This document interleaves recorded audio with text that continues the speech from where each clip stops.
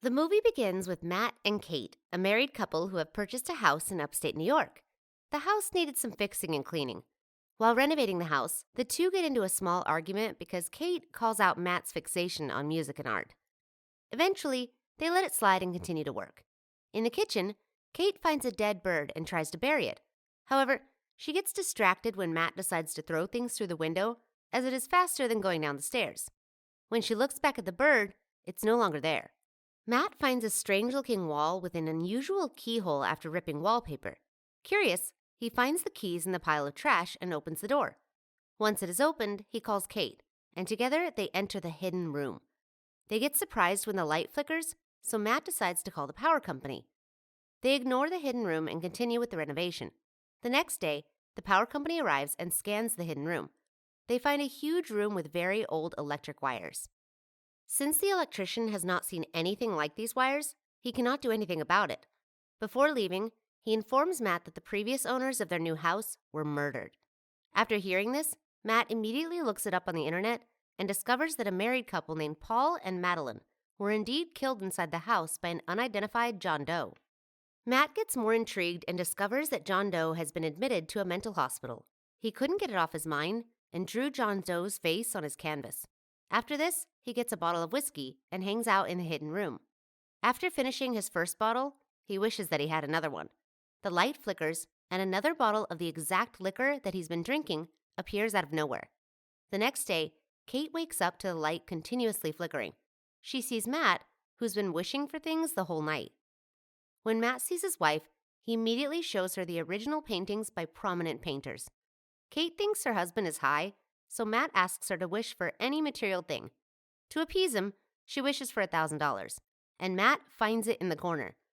She still couldn't believe it, so she wishes for $1,000,000, thinking it was Matt playing a prank on her. She wishes for $1,000,000, and to her surprise, as soon as the light flickers, it appears in front of her. However, she walks out on Matt as she has a bad feeling about this. Matt convinces her to enjoy this while it lasts. They wish for more money and expensive things. Kate even resigns from her job as they enjoy a luxurious life inside their house. However, despite all this partying and pleasure, Kate remains empty inside. There's something that these things could not fulfill: the happiness of mothering a child. Matt tries to comfort her by making a nursery and asks her to try again to bear a child, but instead of being happy, she gets upset with him. She reminds him of the hardships she went through with miscarriage and losing their unborn child twice. Seeing that his wife is upset, Matt goes for a ride. While he's out, Kate gets an idea and wishes for a baby.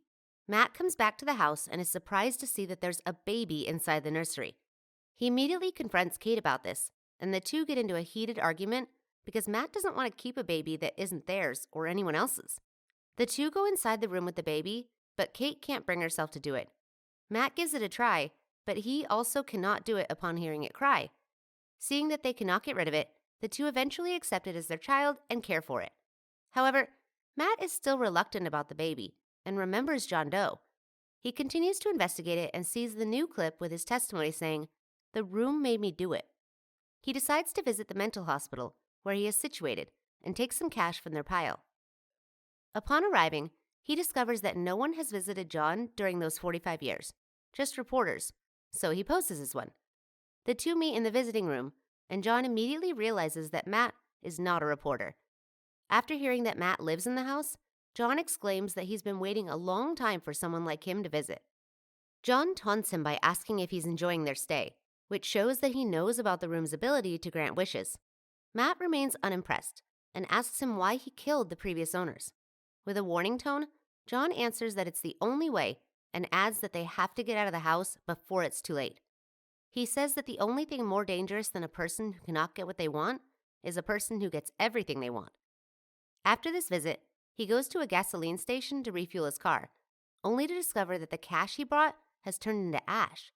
He immediately rushes back to their house to confirm his theory that they cannot bring anything they wished for outside, or else it will age at an unbelievable speed until it disintegrates and turns into ashes.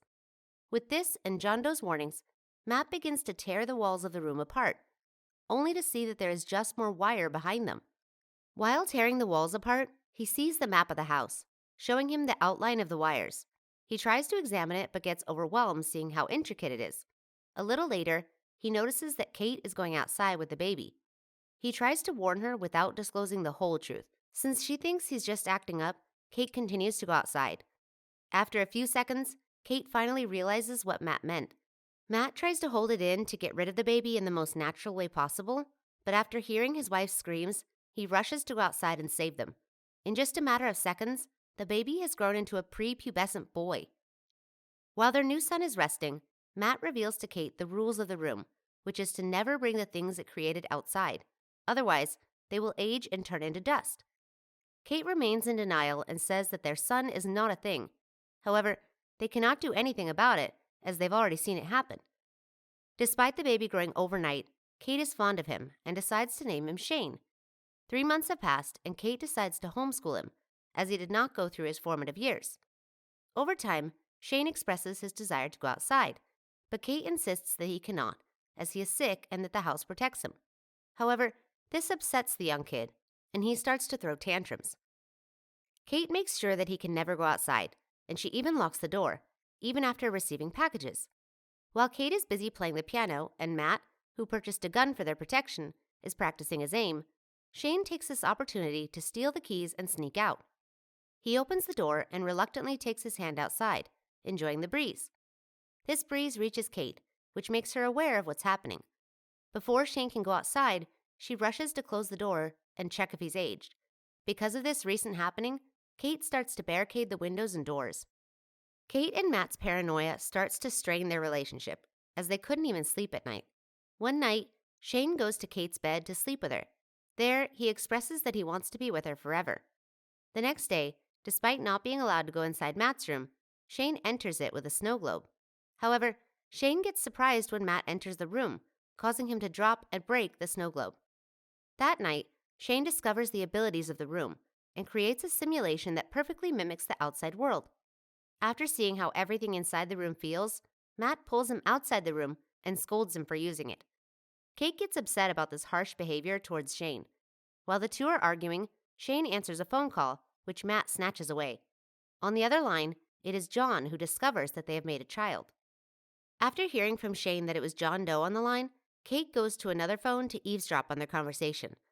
Matt asks him if there's a way to stop something from aging even after leaving the house, and John reveals to him that in order for Shane to leave, Kate has to die first, just like the previous owners. It turns out that John is unidentifiable because he was created by the room, just like Shane. His parents also killed themselves just so he could live. After hearing this, Kate drives the car and decides to sacrifice herself. Since she's left the house, Matt and Shane are left alone in the house. He makes the child some dinner. However, since Matt is distressed about Kate not returning home, he reveals to Shane that they are not his real parents and Shane is not real. He also tells him that if he goes outside, he will age really fast until he turns into dust. Shane yells at him, saying that he is lying, so Matt pulls him to the doorway and opens the door so Shane can test it. However, Shane is too afraid to even go out and runs back to his room. Matt comes back to his senses and goes to Shane's room. Kate couldn't kill herself, so she came back to the house. She's still unsure of whether to sacrifice herself. However, after seeing Matt and Shane peacefully sleeping on the same bed, she decides not to go through with it. That restored their affection for one another, and the couple makes love, unaware that Shane is watching them.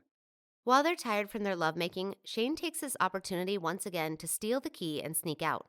After realizing their child has gone out, the two rush to go down, only to see that Shane has grown into a teenager, but with the same maturity. However, he takes out a loaded gun and threatens Kate and Matt.